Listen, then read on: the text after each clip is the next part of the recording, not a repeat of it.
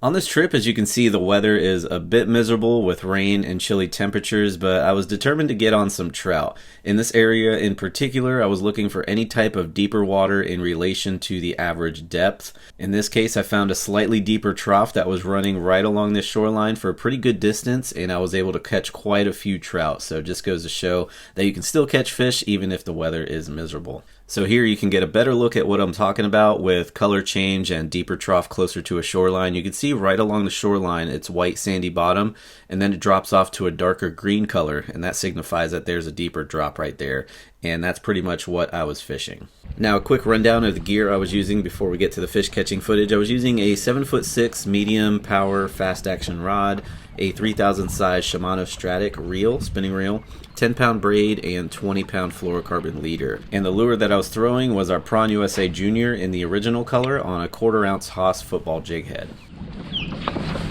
There we go. There we go. Nice trout. Knew they had to be in there. On the Prawn Junior. Solid trout.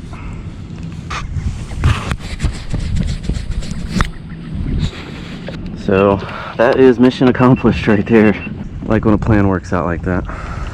So I was using the Prawn Junior, bouncing it in this deeper trough right here. It's not even that much deeper, maybe a foot,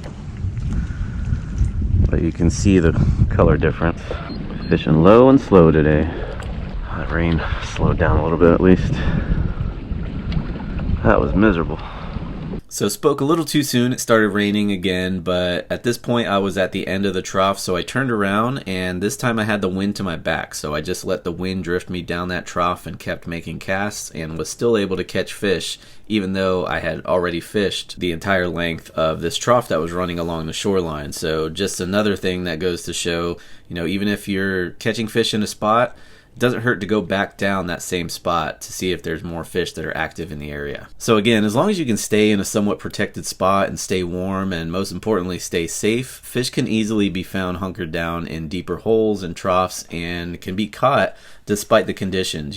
On this trip it was wet, it was cold, it was windy, but those fish were still willing to feed. Now, if you need help finding and consistently catching fish in your area, be sure to check out our free library of helpful content to get you on more fish at saltstrong.com/free, or you can click the link down below. If you have any questions or comments, please feel free to drop them down below.